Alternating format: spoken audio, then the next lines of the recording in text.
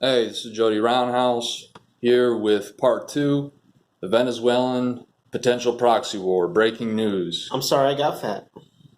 Continuing updates, live coverage. This is The Cheese, What's up, bro? Minds.com. Fuck you, garbage man. I'm sorry I got fat. That's right. He's going to be helping me. I will slim down. All right, watch out, bud. This is where things currently stand in Venezuela, which has been on fire for months with domestic turmoil. Maduro, who ran the country into the ground with his socialist policies, lost a fraudulent election. He's claiming that he won. Russia, Iran, etc., anti-American axis in that region are backing Maduro. And Maduro's the type of guy to...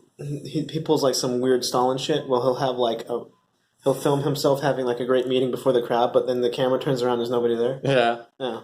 And so you have Iran and Russia and the anti-American axis in the region, which I've talked about before on my SATO video, the South American Treaty Organization, that I think we should form. Sadomasochism.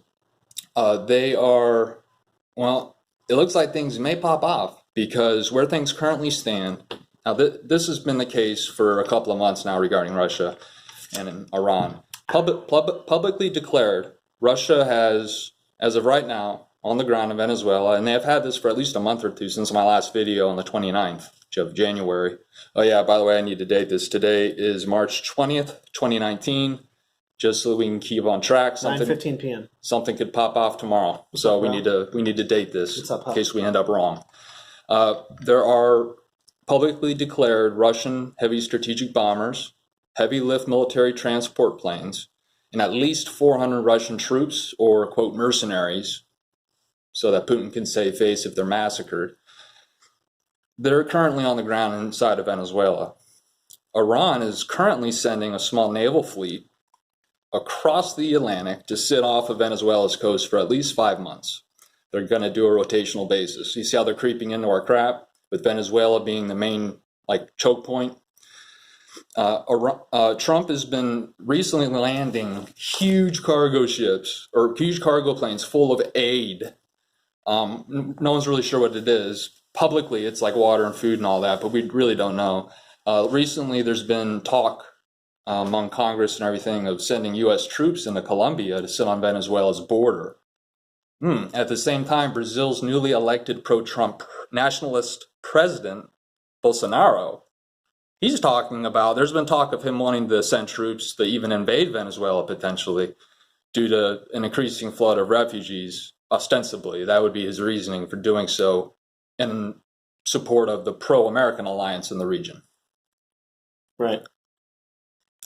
So when it comes down to it, in order for any kind of shooting war to begin inside of Venezuela, the military would have to split. They would have to form into factions. One pro-Maduro, one pro-Guaido, who the U.S. recognizes, and the rest of the free world, for all intents and purposes, recognizes. By the way, I forgot to mention Guaido is who Maduro was running against. Guaido is who... Juan Guaido declared himself the true president and saying that the election was fraudulent, and then he's currently the interim president. He was backed by some members of the military that had to flee to varying states, mostly into Colombia. So he has sort of like a government in exile. And recently, Guaido supporters have started taking over a couple consulates and some diplomatic assets of Venezuela in America, which is, of course, being backed by America. So it's going to be very easy for them to do. But America, Canada, Brazil, we have our own alliance system, too. Right. In the Western Hemisphere. But theoretically, because these are technically Venezuelan territory, if they wanted to, they can defend their territory. Maduro supporters could defend their diplomatic territory in America with force if they wanted to, which means that not inside of America, because I think we would stop them. We would stop them, but I'm saying that they could choose to do this if they wanted to. It wouldn't work. No. But there could theoretically small chance of being gunfire in the streets of America between these two factions. What's up, Hal? I highly doubt that. What I'm predicting. I doubt that too. What I'm predicting is that in order for anything to materialize into a shooting war, the military of Venezuela would need to fragment, kind of like the Chinese military almost did during the Tiananmen Square crisis. Which I did not know about. This man informed me of it. In 1989, the Tiananmen Square pro-democracy protest led by college students. How serious was that divide?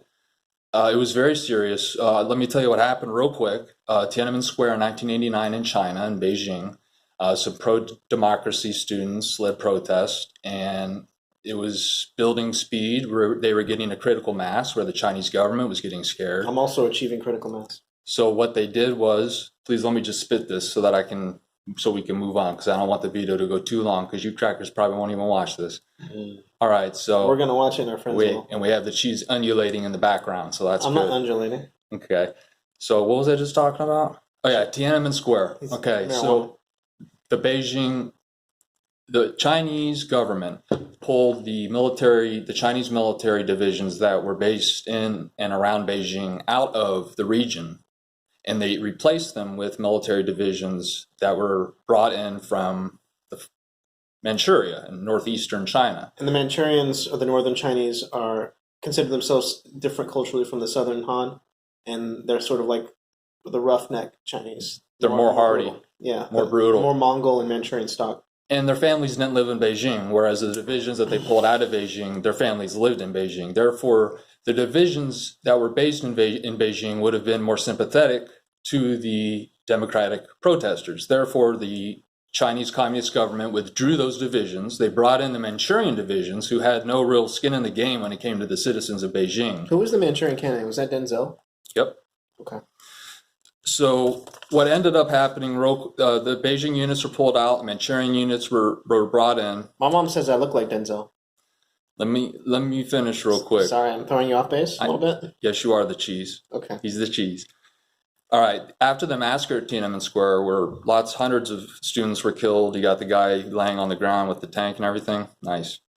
After the massacre had already occurred, afterwards, via satellite imagery, the Chinese divisions that were brought in from Manchuria into Beijing were originally deployed. You can tell by satellite imagery. Half the video is Chinese. They were originally deployed to defend against civil unrest within the city, obviously, because they were dealing with the democratic protesters. They massacred them. The divisions that were pulled out of Beijing, I don't know, southward somewhere, out of the way, they were like, what the fuck? And then suddenly, the divisions that were in Beijing, who had just done the massacre, they redeployed into defensive military positions meant to defend the city from a conventional military attack by the originally based military divisions in Beijing. Yeah. So basically, and you can tell this via satellite imagery and like where the tanks are positioned, where artillery's positioned, where infantry's positioned throughout this massive city of Beijing. Yeah. They switched to defend it against a conventional military attack. So the military fragmented in China in 1989, and there was almost a civil war. If you can imagine a civil war in China in 1989, the military against the military, factionalized. I wonder where we'd be now in 2019. But moving on with regard to Venezuela, the world will be completely different. The CIA Special Activities Division, which I recommend Googling. I like special activities. Colonel Kurtz, part of his character in Apocalypse Now, was based off of It's based on a book, I think, called The Heart of Darkness. Part of it was Heart of Darkness. The other part was based on a character named Tony Poe. I've heard of him. I think I looked at him in Wikipedia, but Wikipedia not always accurate. It's a well-sourced article. Tony Poe, P-O-E. Google Tony Poe Special Activities Division, CIA. Those are the guys that do stuff you never hear about, the kind of stuff Colonel Kurtz did in Apocalypse Now. I don't know. Cutting people's heads off and wearing them. Well, surely, yeah, he Hannibal Lecter shit. Tony Poe cut off the heads of enemies that he had killed in the jungles of Cambodia, and he would drop them over the enemy villages. I mean, he did weird stuff. He paid his soldiers for every ear they cut off from enemies that they killed in the field. Remember your idea to blanket a bunch of Chinese cities with millions and millions of dead American bodies? Yeah, I would send about 20,000 heavy lift transport cargo planes, and I would, in the decade or two prior, have been collecting bodies of everyone who died in America, and I would put them on these planes. And if a war broke out, I would send this massive flotilla of aircraft protected by the latest and greatest of our fighter attack craft, air-to-air aircraft, air-to-ground assets, drones, whatever we got, and drop tens of thousands of American corpses onto the heartland of China. Millions. Based in Beijing, and then just concentric circles outwards. Tens of thousands. Mostly black workers. Hundreds of thousands of bodies just dropped. And if you think about it, that's biological warfare. They kill a lot of people too. Well, of course, because these bodies, when they fall, they're going to hit stuff and they're going to pop apart. It's going to be a massive biological disaster. Plus, like just in the initial, before even the disease hits, the bodies will land on people and like they'd be killing people in that sense, crushing cars. Because a body falling from 30,000 feet, it would explode. Is going to do some pretty serious damage. You wouldn't even be able to tell it's a body when it hits. It would be like a kinetic, non-explosive strike. But we're getting way off track. The CIA Special Activities Division is surely already in Venezuela right now, actively working with factions of its military that are pro-Guaido in order to instigate potentially a military coup. Or a military-led coup if we were able to pull that off. Ma, did you know that Bernie Sanders had his honeymoon in the Soviet Union? Did he? Yeah. Did he enjoy it? Maybe. I don't know. I don't know what there is to do over there during that time. Maybe. What I recommend doing is watching a mass grave site. Watch my SATO video, the South American, 60s? the South Atlantic Treaty Organization.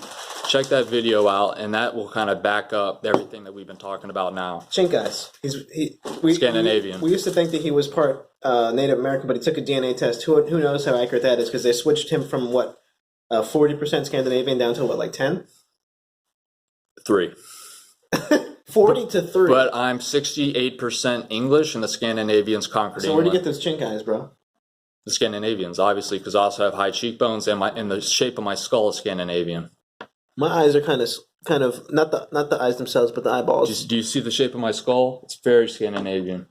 Very Scandinavian. Like to the back of your head, I can tell that you would have really excelled as a baker. There you go. Baker with the faker. Anyway, Maker, Svetlana, you're talking about how the Russians or the Slavs. We're getting way off track here. I just want to give a real shout out to Svetlana real quick. She was talking about how the Russians and you were telling me about this. She said the Russians and the Slavs sort of like gave birth to Europe. Wrong.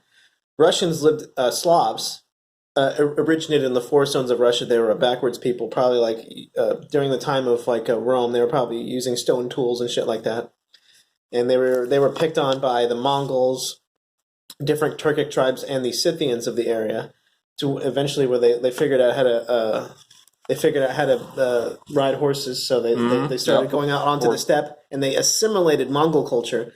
Like ancient blitzkrieg tactics. You know the Cossacks where you see with the mustaches and the shaved heads with the little top knots? Mm-hmm. They were trying to emulate the Mongols and the Turkic tribes in that area because those was the dominant culture. And of course, just like the world emulates American culture, they were trying to emulate the powerful culture. So the Russians and the Slavs were always the people that were emulating others and never had their own shit together. So basically, what are you saying about the Slavic people as a whole? I'm saying that they were kind of like a second-rate kind of people, kind of like the Irish. But now they're doing okay. Yeah, they're saying I'm 26% freaking Irish, too. I do not like Ancestry.com. 26%? Well, I'm 30%, bro. What's up? I don't like that website. But anyhow, Venezuela flash war, Me and him are like 80% British and Irish. It's Scandinavian for me. He's Slavic. He's like 100% Slavic. Scandinavian. Anyhow, yeah, but they conquered He's Britain. also Prussian. He has no German blood at all. I do have German blood, actually. How much? 30%. Wrong. 16 to 33%, I believe. Okay, so you take the highest number. Eastern Germanic blood. It's probably like a 20%. No, the average is I think 30 or 16%. So there could be a flash war in Venezuela at any time. Before we go, I just wanted to say one thing. Breaking news. This guy got me a bunch of really cool gifts here. He got me this for Christmas, and it was really thoughtful. We're trying and I to tried keep some you of these hot sauces out. This one, I am not going to make a video with this man again. I'm not going to make a video with this man again. The cheese, you're going to have to. You're going to have to stay out of my semi-educational videos. I think the garbage man deleted some comments that I made. I'm surprised he hasn't blocked you. But again, we're going to have to go. This is the Roundhouse Report. Fuck you, garbage man. This is the cheese. He's not going to be in any more videos of mine unless they're just funny videos. Anything serious, just going to have to be you and me, Holmes. Let's hit it. Pop on the block. Cheese, what you got? Huh? What you got, Bob? Pam. Pop on the block, Holmes. The Roundhouse Report. Please subscribe. Abuelo rum from Panama. Let's do it. What's up? Get it.